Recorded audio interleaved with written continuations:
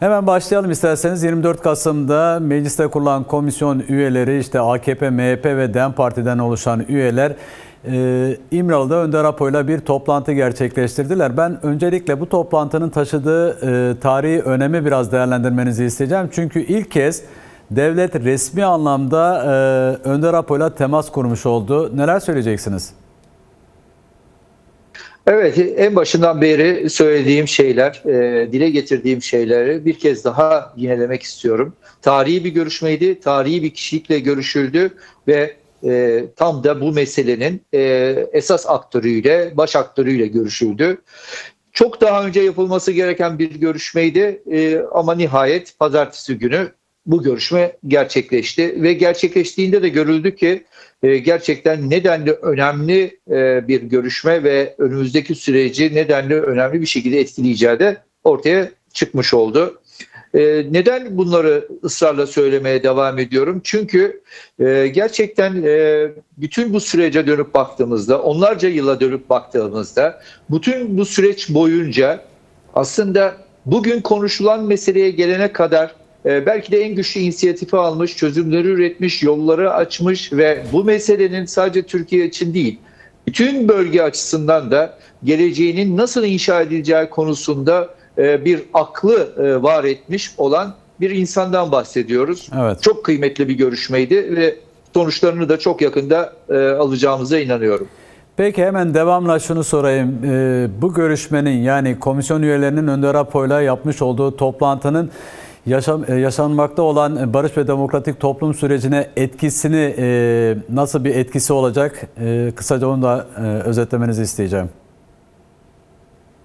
Şimdi bu görüşme sonucunda şu bir kez daha ortaya çıktı ki gerçekten barış ve demokratik toplum dediğimiz mesele hem Türkiye'nin hem bölgenin hem de belki de küresel siyasetin geleceği açısından çok çok önemli bir role sahip. Barışın inşası, demokratik toplumun var edilmesi, günlük siyasi hayatla şunu da söyleyebiliriz. Aslında topyekün demokratikleşme dediğimiz meselenin nereden geçtiği, nasıl olması gerektiğine dair bir görüşmeydi. Kendileri 2 saat 50 dakika içinde aslında giden komisyon üyelerine kapsamlı değerlendirmeler yaptı. Hem tarihi olarak hem de bugünün siyasetine ve önümüzdeki dönemde atılması gereken adımlara dair çok çok önemli değerlendirmelerde bulundu. Şimdi dolayısıyla da artık iş tamamıyla Türkiye'deki siyasete kalmıştır. Siyaset artık inisiyatif alarak güçlü adımları atmak zorundadır. Bugüne kadar gerçekleşen, özellikle 27 Şubat'tan bugüne kadar gerçekleşen ve herkesin beklediği adımları artık atmaktan imtina edemez. Çünkü önemli bir eşik geçilmiştir. Şimdi komisyonun toplanmasını bekliyoruz. Komisyon toplanır toplanmaz da zaten kısa vadeli ve orta vadeli planlamaları da görmeye başlayacağız. Peki komisyonun toplanmasını bekliyoruz dediniz ama bugün toplanması bekleniyordu o komisyonun. Toplantının ertelendiği dün akşam saatlerinde duyuruldu. Neden ertelendiği konusunda neler söyleyebiliriz acaba? Gerçekten hala iktidar çıkıp net hem Numan Bey hem de diğer iktidar mensuplarının net bir açıklama yapmaması çeşitli yorumlara vesile oluyor. Numan Bey benim programım var demiş. Diğer taraftan Adalet ve Kalkınma Partisi kendi iç komisyon üyeleri kendi içlerinde bir toplantı yapıyorlar. Yarın toplanma olasılığı var. Umarım yarın toplanır, gecikmeksizin toplanır. Aslında hiçbir şey bu gündemden daha önemli olmamalı diye düşünüyorum. Bu benim şahsi kanaatimdir. Bir an önce toplanması gerekirdi. Umarım yarın toplanır. Yarın toplanmasına dair olasılık yüksek. Gecikmeksizin toplanıp önümüzdeki dönem planlamaları hayata geçmeli. Biliyorsunuz bunda en önemli şey şu anda raporun yazılması. Evet. Bu konuda hangi konular raporda yer alsın diye zaten partilere bir şey oldu, çağrı yapıldı. Hangi konuların yer alması ötesinde bu konular üzerine tabii ortak çalışmalar yapılacak. Her parti kendi raporunu hızlı bir şekilde sunacak ve genel rapor ortaya çıkacak. Yine Meclis Başkanı'nın açıklamalarıyla hatırlayacaksınız. Bu rapor meclise, genel kurula bir tavsiye niteliğinde sunulacak ve ondan sonra da zaten bu rapora bağlı olarak da bir kanun teklifinin, özel yasa dediğimiz yasanın teklifinin hazırlanmasını bekliyoruz. Şimdi prosedür böyle gözüküyor. Önümüzdeki dönemin akışı, planlama akışı böyle gözüküyor. Şimdi bu hattın da sağlıklı, hızlı ilerleyebilmesi için artık bizim bir tempoya, bir hıza ihtiyacımız var. Biliyorsunuz daha önce yıl sonuna yetişmesi hedeflenmişti. Ama açık konuşmak gerekirse şu anda dönüp baktığımızda bunun yıl sonuna yetişme olasılığı çok yok. Ama çok da gecikmeden 2026'nın ilk aylarında bu işin tamamlanması bizim en önemli beklentimizdir.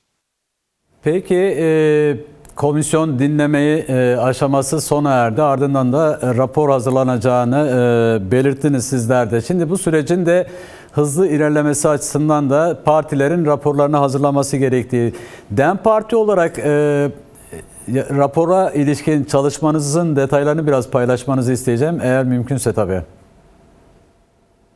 Şimdi biz birkaç başlıkta çalışmalarımızı tamamladık bile. Yani biz gerçekten bu konuda yani DEM Parti olarak çok titiz bir çalışma yaptık. Bütün istişarelerimiz, görüşmelerimiz, başkandan gelen özellikle bu konudaki katkılar çerçevesinde biz hem terörle mücadele kanunu, hem ceza kanunu, infaz kanunu, özel yasa başlığı, kayyum meselesi ve diğer birçok başlıkta ayrıntılı bir çalışmayı tamamladık.